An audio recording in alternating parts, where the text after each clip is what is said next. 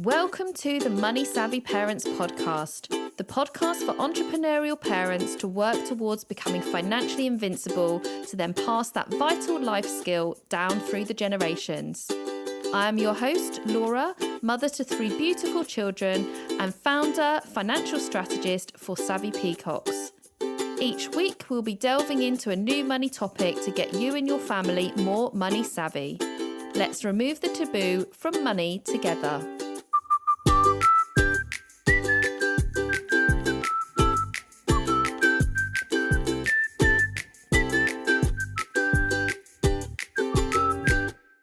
Hi everybody, we are live here with Tamsin Caine. Great to have you with us, Tamsin. Today we are talking with Tamsin about the importance of financial independence. It's something I'm particularly passionate about, that I've had my own personal experiences with, but of course then I'm also helping clients about it as well. And I know it's come up a few times in various different conversations that we've had. And so I thought it'd be a good topic to talk about, particularly in January, whilst we're having a nice fresh start and reviewing where we might be and what our priorities might be through 2022. So do you want to just introduce yourself and explain who you are and what you do, and then we can delve into this wonderful subject of financial independence? Yeah, of course. So I'm Tamsin Caine. I am a chartered and certified financial planner. And at the moment, I spend the majority of my life working with divorcing and separating couples and individuals to help them kind of navigate the financial settlement aspect of parting your ways. I am resolution accredited as well as a divorce specialist. So yeah, that's something that happened in the last year as well. It's been a busy old year. So is that different from mediation then, just so that people know? Yes. Yeah, so I'm not a lawyer, I'm not a mediator, I'm a financial planner, but I specialize in helping people get through divorce. So it's the financial aspect, where a mediator can't give you advice. They help you to have constructive conversations together. So they kind of guide the conversation. Mediation is a fantastic thing. So mediator will help you to guide the conversation. They'll ask sensible questions of you both to help you navigate your way through getting divorced, but they can't advise you, whereas I'm there. Certainly when I'm working with individuals, I can provide financial advice. So would you work with the individuals and then them as a couple, or do you tend to just stick with individuals and work for one or the other? So it's I either am engaged by an individual to help them with their side of their financial settlement, or I work with a couple as what's called a financial neutral. And what I do in that capacity, it could be part of mediation or it could be as part of a collaborative process to get divorced. And I will help by explaining what all the different financial products that they might have are to help them so that they've got, rather than one person's financial advisor tell them what their pensions are all about, and then the other person's financial advisor tell them what their and their ex's pensions are about, and those two things might not be exactly the same. If they hear it all from me, they're only getting one version of the story, so they're both hearing it from the same person in the same way, so that hopefully they'll then gain the same understanding of it. So that's kind of where the financial neutral might come in, and we can help them, the couple, to work through how they might separate their finances and what implications that might have on both of them. But as I say, that's all done in a very open, transparent way so that Mm. all 3 people are involved in all the conversations if we do it that way. Yeah, I think that's so important. I mean, my personal story is that I had what I call an amicable divorce, where we were just really open and honest with each other. We both wanted to be really fair and get everything all out on the table and make sure that our financial position was fair afterwards as well. Because Yeah. so often it turns out that one or the other party ends up worse off. And we really didn't want to do that. We wanted to make sure that we were very fair and even, as we had been throughout our whole marriage, but also for the benefit of our children. There's no point my ex-husband sitting in a 2-bedroom flat where the kids are hauled up in one bedroom for a long weekend. It was really important to us that he had the ability to be able to create a new life for himself where the children could have that nice space in the future where he wasn't financially crippled because I'd taken him for everything he had, if that makes sense. Yeah, and I think I would hope that it's rare these days where there's a situation where somebody can take the other person for every penny. It's becoming less common that people want to do that. It's not part of my work because the work I'm very clear in my marketing, as you'll know, that I want to work with people who want to have that amicable settlement to not go down the court route. And that's not to say I don't work with anybody who ends up in court, because unfortunately sometimes it's an essential part of the path. But this, I'm going to take him for everything that he's got, or her for everything she's got. It doesn't really form part of the way things work these days. And certainly if you get to a final judgment, the judge is not going to try to fix it so that somebody is massively better off. In fact, there's a there's a famous quote, and I'd love to know who said it because I haven't got a clue and I can't find even Google. But there was a judge who said that if either party is happy with the result, it's probably the wrong result, because actually both parties should need to compromise in some way. Mm, yeah, that's a really good way of viewing it, actually. And I'm just wondering, whilst we're on the subject of divorce, I know we're going to talk more about the financial independence side. Is that, do you think that the new changes with the no blame coming in will also make a little bit of a pivot and a difference to that whole, one person getting better off than the other? Yeah, I think no fault I mean, it's a massive step, and it's really very, very important, and it's been a mountain of work by a number of people who are prominent voices in the profession. For 10 plus years they've been trying to get this in, so a hugely important step. The step isn't so much from a financial perspective, but it does help with amicable settlements, because if you had, so I'm going to divorce you, Laura. Okay. Oh no, And I'm so sorry, mate. sad. But I'm going to say that, so we haven't been separated for 2 years, so we're going to have to use some blame. Okay.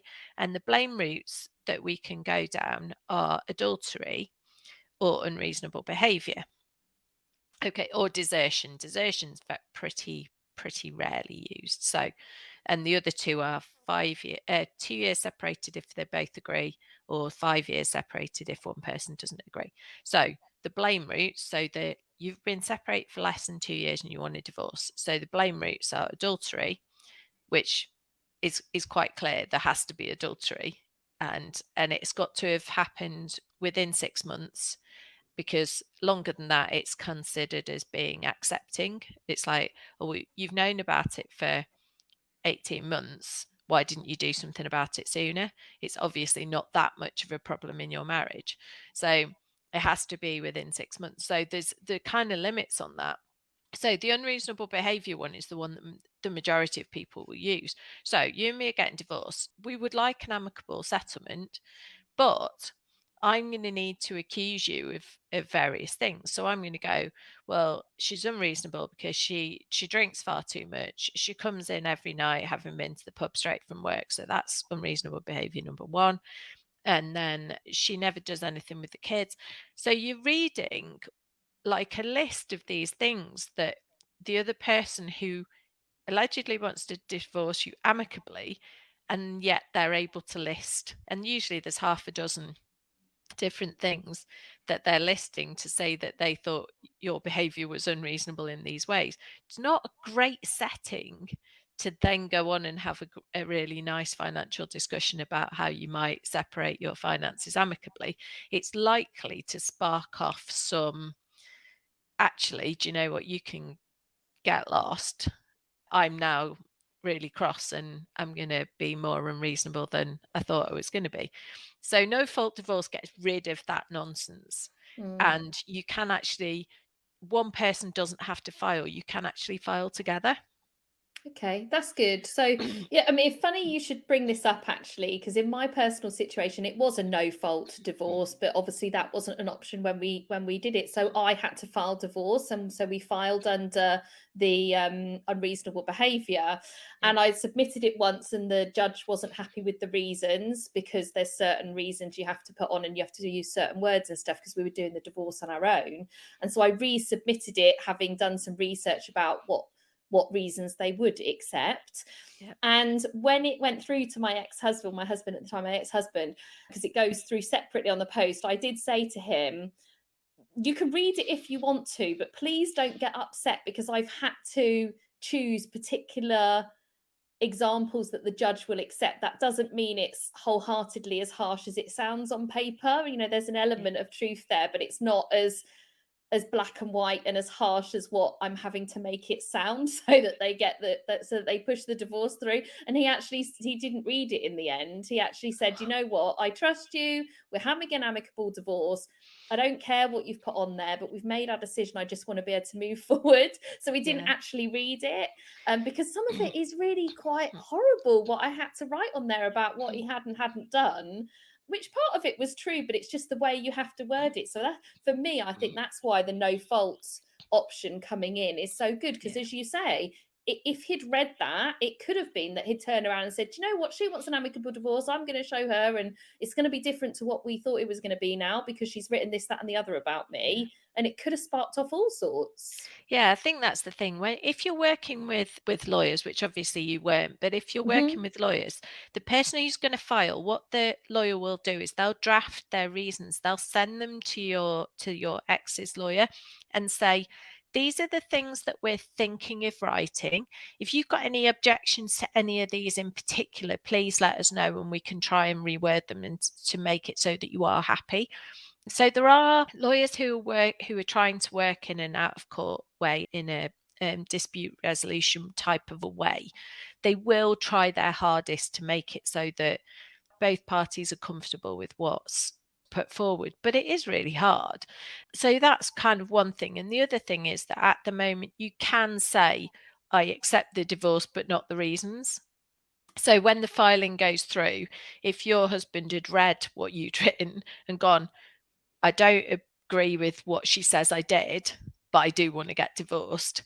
You can do that. But still, it still sparks. So it's still that starting point of getting divorced is Mm, this having to hurl accusations at the other person when actually, do you know what? Sometimes you're getting divorced because it's not working anymore, because you've fallen out of love, because you've become different people, because you met when you were really young and you got together and you were down one path then, and that path as you've got older, your paths have gone two different ways, and it's you're no longer compatible. So, and the way that we divorce at the moment doesn't allow for that kind of sensible behavior. And we have to remember that marriage was something that was brought in when people didn't live until they were like 90, 100, like we do now. And maybe it's unrealistic to expect people to stay together for a lifetime. Maybe I'm being cynical, but that's an interesting concept. I've said before in other forums when we've talked about this is that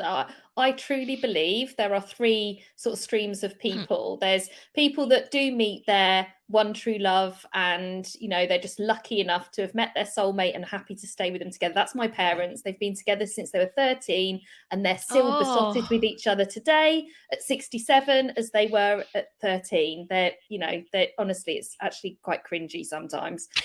So you get people like that. Then you get people that get married, find someone that's acceptable, and because it's okay, and they're loyal and they're happy to put up with some things, and they might just sort of say, well, I'm married and that's it, and you sort of, I want to do the right thing for the kids, all that kind of stuff. So there's that stream of thought. And then there's people like myself that accept that I'm not going to be with just one person for the rest of my life, and that things change, and as I grow, and I need to put myself first, and I'll go off and change that. And then obviously there's the really awful situations where you have to get divorced because that person is toxic for you. So there's yeah, a whole array of different elements, isn't there? But I think yeah, the big thing for me with the no fault coming in is it's a massive step forward from our historical traditions, like you've yeah, just said, where marriage is being viewed in a more modern way. And it's great to see that the system is now catching up with that. I think it's a really positive step forward with accepting that we are in a modern world and we're not living in the 20s or the 30s where you got married and that was it, and divorce was like completely frowned upon. Yeah, definitely. And you say the 20s or 30s, but actually, it much, much more recently than that, it was frowned upon. So my mum got divorced in the 80s, and she was treated pretty badly. Mm, Even that recently, I think I must have been about 85, my mum and dad got divorced. And she was like treated as not quite a leper, but I was the first person to have single parents out of all my friends, and it was quite unusual. And she was, she stopped being invited to things, and do you know what? Let's be honest, that's happened to me, It's mm. like, well, you're not a couple anymore, so you can't come to couples dinner parties, and you do sometimes get kind of forgotten because it's like, oh well, you're on your own, or certain people are like, oh well, you're single, so you might be after my husband. It's like, well, no, I wasn't before, and I'm still not. No, thanks. Yeah, you're all right. You can keep him. Yeah, it's funny. I've had a real mixture of responses as well, but I think you really do learn who your true friends are, don't you, when you go through Oh yeah, something like that? It's a yeah, real big thing. So, definitely. Sorry, D- that's okay. right No, it's tangent good. there. No, it's an interesting conversation. So, something that I am particularly passionate about, and I know you are as well, is that financial independence piece to Yeah, protect yourself really from anything that may come in the future, because we don't know what the future holds. yeah, And one of my favorite sayings is that you can only really truly rely on yourself, however much your partner or your parents or anyone else in your life is so utterly amazing. Really, the only person you can truly rely on yourself. And that's why I believe that we all independently need to learn how to stand on our own 2 feet and be able to protect ourselves from future eventualities. That's my yeah. summary of why financial independence is so important. So I'd love to hear your perspective around what financial independence means for you and some of the things that people might need to consider if they're thinking about working towards it, or maybe they already think they're there and there might be something that they haven't thought of. Yeah, absolutely. I think one thing that I want to start by saying is this isn't about hiding anything from your other half. If you're in a lovely relationship, a lovely loving marriage, or a lovely loving partnership, this is not about you putting money into a pot and keeping it secret from your other half, because I think that the downfall of lots of relationships is where secrets start being held. I've heard lots of women talk about having I won't use the word, but F off fund. Plan B Um, fund. It's a plan B fund, Plan B isn't it? fund, that's a much better way of putting it. But having a Plan B fund and having it like secret, and for me, I don't think that's right. No, I I think agree. that if you're expecting your partner to be open and honest about money, you need to be open and honest about money. However, having said that, having a Plan B fund that's not called a Plan B fund, that's in your name, that has some savings in it for you, so that if something goes wrong, you have something that's in just your name. I don't think there's anything wrong with that.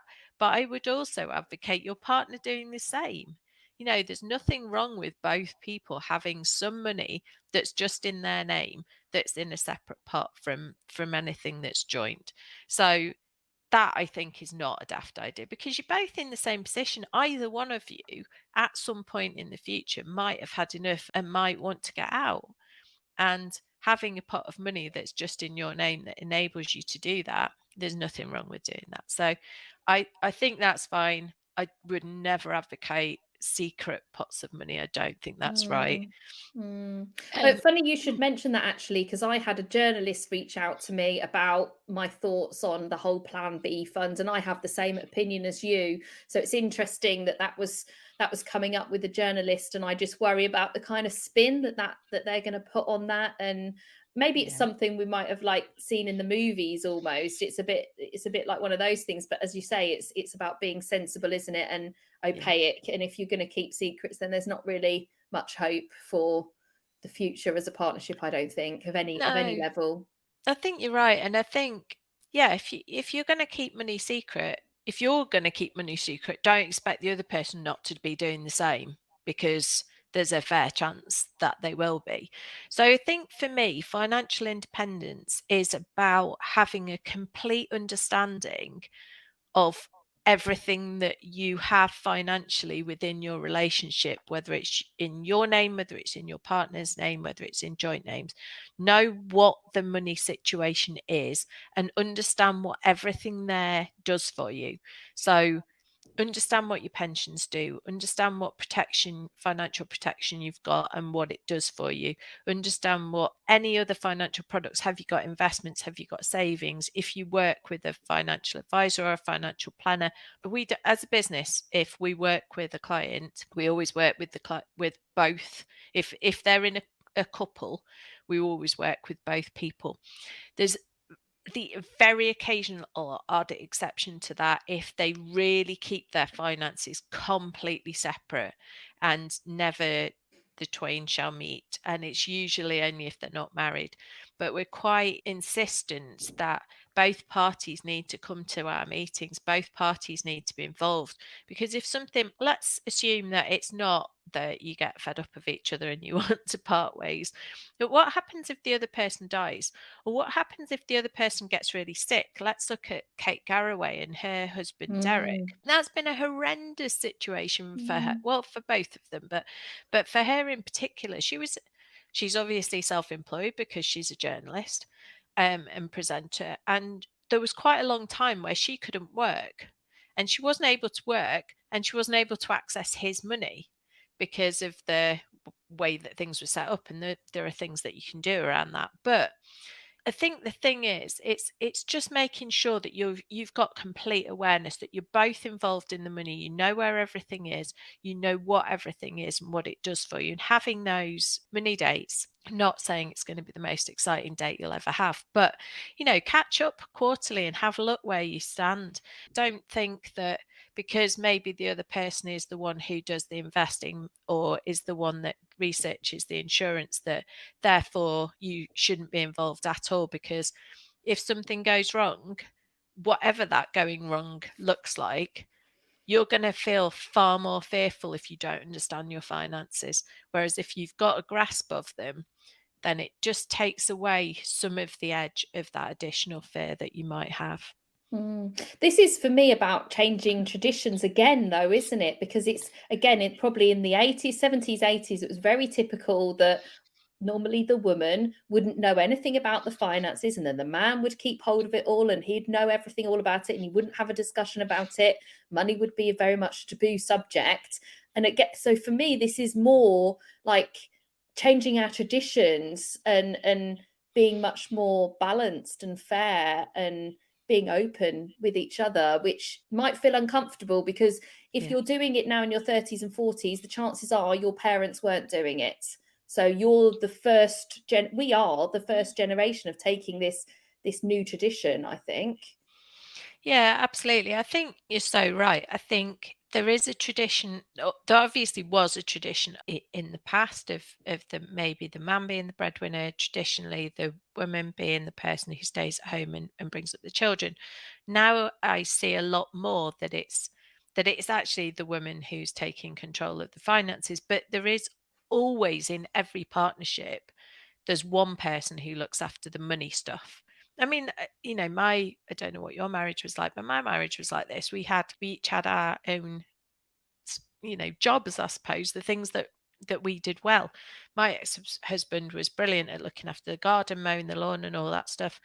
I'm rubbish at that stuff. I have a gardener now because it's just like money stuff was in my world because I'm a financial planner. And so I looked after the money stuff. So even now, we've been divorced 7 years now, and he will ring me up and go, right, I've got this thing with my pension. I don't really know what to do. Can you help? So, there's nothing wrong with each having your own jobs, each having your own special thing that you look after in the relationship. It's a team at the end of the day, and you play to your strengths.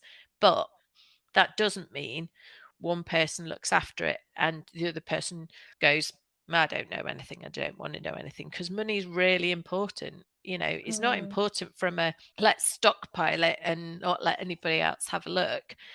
It's something we should be talking about more, but it's important because it allows us to do everything that we want to do in life. Yeah, so I've got a couple of questions off the back of that because you mentioned about money dates. So the first question is, what do you think the best way is to approach a money date, and what kind of things should be talked about in that time with your partner, with the thought of financial independence in mind? Yeah, I mean for me it's about understanding where you are as a couple financially. So those money dates should be like where the bank account's up to, what savings have we got any investments, if we have, what are they looking like, where are we up to with pensions, where are we up to with the mortgage. I know this is not a kind of financial advisory thing to say, but for a lot of people, paying off the mortgage is really important. Like not having that mortgage just frees up suddenly a huge amount of monthly money. So actually, it is a big deal when you pay off your mortgage, and it is a big deal working towards that. So I think that needs to be, basically, it's getting an overall picture of where you are and also an overall picture of where you're going. What are you going to do with the money that's coming in? So let's say you do this. I mean, I'd probably reckon on like once a quarter, but that might be overkill for some people. It might be like every 6 months, even if it's only once a year, it's better than nothing. So it's a like, where are we now? I kind of think maybe treat personal finances like your business finances. Where do we want to get to? What are our goals for the next year? What Mm. things do we want to do? And how are we going to put the money aside to do those things in the next year? And I think if you can do that, let's say at least once a year, I think that would be really valuable. And I think if it's not something you've ever done before, I think like if you're in a really good relationship, you just need to say, I've heard these women talking today, and they suggested that maybe we should think about doing this. What do you reckon? Well, I want to caveat that with two things. The first Hmm. thing is have money dates, but please also make sure you have normal dates as well, where you don't Oh talk God, about yeah. logical stuff and money and things like that. Because I'm sure my ex husband won't Mm. mind, but all we ever had was money dates or logical dates. We never had the fun dates, probably why my marriage failed. So Oh that's the no, mate. first Definitely thing. need proper dates. Yeah, get your proper dates in. And then the second thing is when you're having these conversations, if you're feeling a little bit of pressure, then maybe trying to understand each other's Mm. relationship with money and how you view Yeah, money and throw some fluffy stuff in there. So start off by talking about what you've achieved this year, like you said, but what it's meant to you. Yes, you've yeah, spent X amount of money on this holiday, but what were those memories like? What are yeah, the dreams like? And talk yeah. about the fluffy stuff about what you've created to then be able to lead into, okay, well, that's really important, we really enjoyed doing that, how can we recreate that again, or what else do we want to do, what other experiences do we want to bring in to sort of soften it up. I think really helps sometimes, doesn't it? Oh, definitely. Yeah. It's about, I mean, it obviously depends if you're working with a planner or Yeah. not. So the couples that we work with, we have a couple of serious meetings that are like dealing with the tax planning and the Hmm. legacy planning. But then we have our forward planning meeting, and our forward planning meeting is right. What do you want to do? What things do you want to do with your life? Like, Mm, when do you want to stop working? How can we help that happen? Why is that important to you? Where do your priorities lie around money? Because like money it's a tool. It's not the be all and end all. It's no. not, we said before about stockpiling money. It's not about having as much money as you can for the sake of having as much money as you can. Success is not having £1 million in the bank necessarily. It might be for you, but success to so one of my good friends, success to her is having fun. And we like to, I don't know if you remember, you might not be old enough, but on Blue Peter, they used to have this totalizer thing when they did charity stuff. So it was Oh like a big yeah. tube and they used to have a totalizer. And she was like, well, I feel really successful because I'm having lots of fun, but financially, I might not be as successful as some of the people. And it's like, yeah, but success isn't about finance to you. Success is about having fun. So Hmm. what you need to do is have a fun totalizer So we created a fun totalizer for her. So now she like rates her success on her fun level. So you might want to do stuff like that as well Yeah. to kind of say, well, actually, what does success mean to both of us? How do we feel successful? Is successful being able to be completely financially free at 60? Or actually, if we were having a good time and being able to do all the holidays and all the trips and all the things that we want to do and have all the experiences we want to have, might be happy doing a bit of work until you're 70 or Mhm. later. Yeah. Yeah, definitely. And also that highlights the one size doesn't fit all as well. So just Uh-oh. because the standard retirement age is this, that, and the other, just focus on what it is you want to achieve and why you want to achieve it and at what stage, regardless of what everyone else is doing around you. I think that's Oh, another yeah. sort of important one. So if there was somebody, then my second question is, if someone was in a position where they don't talk about money, they're in a relationship maybe where their partner takes hold of all of that, maybe they are codependent on that person, so they're not independent at the moment. What's the best approach with starting to talk with your partner about how you can become, both of you become financially independent? When you're in one of those situations where he's the breadwinner, you maybe are taking a bit of a step back from your career, you may be looking after your children, because that's quite a difficult conversation to bring up, isn't it? Yeah, I think it really is, and I think it depends on the relationship that you're in as to how you go about broaching that subject. And I suspect only somebody who's in that position is going to know what they should say. But I think I would perhaps start by kind of easing into it. If you've not got your own money, I think you need to have your own money. So I think that you want to be in a position where if you're completely reliant on your partner's income, you want to try and suggest that maybe, well, I have X amount I need to spend each month, and I would like to be able to save X amount as well. I see that we've got so much coming into the bank account. Do you think you could transfer me that amount every month into my account so that I can have my money, I can do my things? And if there's a kickback from it, I think it's worth and kind of them saying, "Oh, hang on, I earn that." Well, it's a partnership and you are a non-earning worker. So you're not paid for the work that you do, but you still work. If you're a mum at home bringing up two kids, for example, you're working damn hard. You just ain't being paid for it. There's loads of stats online about the value of a non-paid mum. So I'm not going to say non-working, I'm going to say non-paid because you work really hard. And it used to be, I looked it up a few years ago, it was something like an equivalent to like £35,000 a year. So Easily. it Goodness me. that was a few years ago. So Yeah. could so it was like the cost if you weren't with us anymore, what would the cost be of replacing Yeah. the work that you do?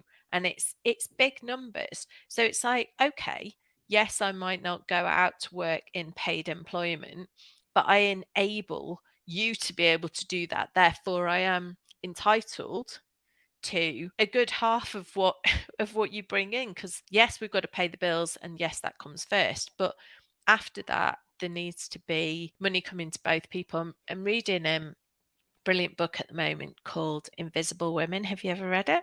No, I haven't heard of it. My word. So one of my friends, Charlotte Wood, is, I think she's quite Oh. determined to make me a real full-on feminist, and she's struggling a bit because I'm not really a shouty feminist, but so she was like, "You should read this book." And I was like, "Okay." But honestly, the data in it about women and men is just stunning. And the thing about 48-hour maximum working week is all about men.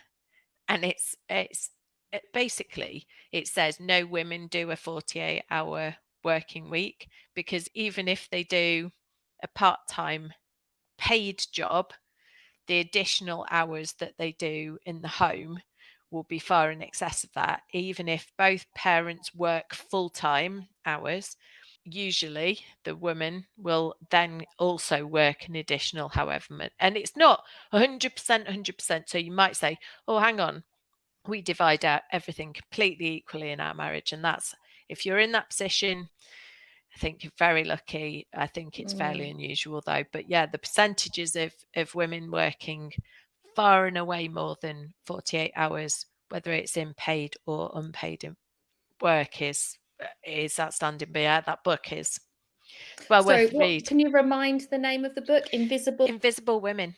Yeah, lovely. Yeah, it's interesting that you brought that up because I did a post this week about whether you class yourself as a co-parent or a single parent.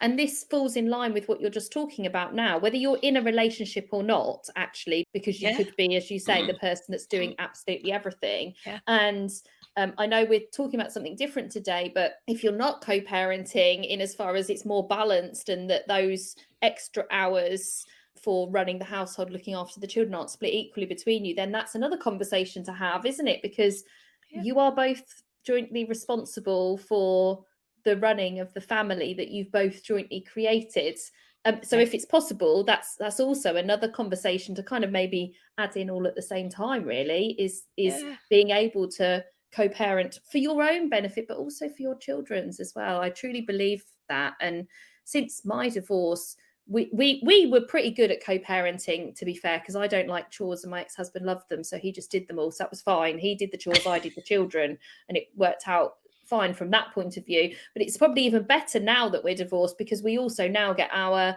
time on our own without the children, whereas obviously when we were married we didn't have that. So Yeah, yeah, I'm a absolutely. massive believer in co-parenting.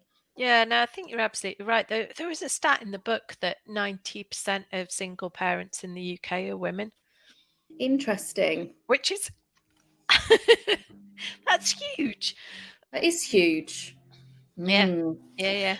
So there is some conversations to be had and definitely some discussions to be had. And I know you've mentioned about some of the things to maybe think about, but if you wanted to work towards financial independence, what specifically are the things that would help you achieve that? Like what deems financial independence? Do you know what? I think that might be a really personal thing, actually, whether you feel financially independent or not. And I think, I mean, I know you've asked it to a number of different people, what makes you feel financially independent? And I think lots of us have different answers to that question. For me, I think financial independence is about having your own money and being in control of it and not having to answer to somebody else about what you spend money on. So Mm. let's rid ourselves of the days where we go, oh, this old thing. No, I've had this for ages. It's like, no, you haven't. You bought it yesterday, but why shouldn't you?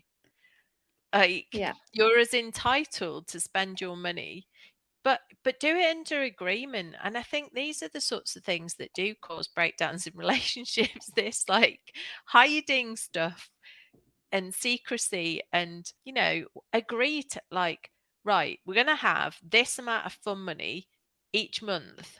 Spend it on what the hell you like, but actually make sure you spend it, yeah, because if it's fun money, it should be fun money, and have separate money that's savings. So, yeah, I think financial independence is about having some money that you can spend every month, that you can spend on you, on what the heck you like without having to answer to anybody else. I think having some savings that are just in your name, and having a complete understanding of all the things that are in your world. And another thing that I would really love to see is more women investing money rather than giving it away to their children, because I yeah. I think mean, that's a big that's a thing. biggie, and we could be here probably with a whole new conversation about that. Yeah. Because it's just the difference in equality between the genders around investments are scary as hell. Yeah, yeah. But there's reasons for that, because women tend to see short term. So for Hmm. them, it's about, well, I want to make sure the children are okay. I want to make sure that their house is that we're, safe and secure in our house. And they, as women, we tend to think very, very short term. And so investment is it's for stuff that's too far in the future for us to imagine. And that's kind of where the difference comes, I think, in between women investing and men. And then there's the risk-taking element, and I think women tend, especially women with children, tend to be far less inclined to take risks, far less inclined to, yeah, to take those risks, and investing is a scary place if you've never done it before. But yeah, it is, it's not for today, No. but I'd love to see more women looking into investments, sticking a tenner in a, I don't know, nutmeg account or something and having a play. Yeah, well, maybe we should have a secondary conversation about that, because I'm sure you could share, like you say, how they could just get started on a really small scale. And it's something that actually is part of our vision for 2022 in Savvy Peacocks, is to be educating our next generation about this stuff, particularly young women, to try and have an impact on Yes.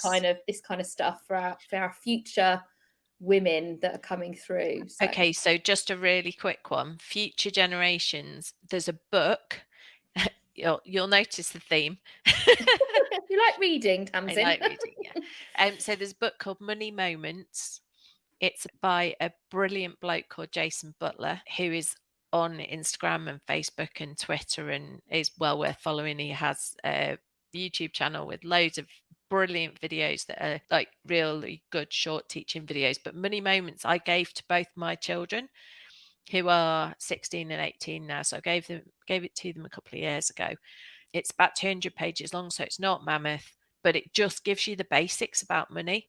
And I think that is a really good start of like how not to get into massive amount of debt, how not to buy things that you don't really want slash need, Mm, and just like thinking about money in well, if I spend this money on that, then it's not going to be available for that. yeah. Oh, right, okay.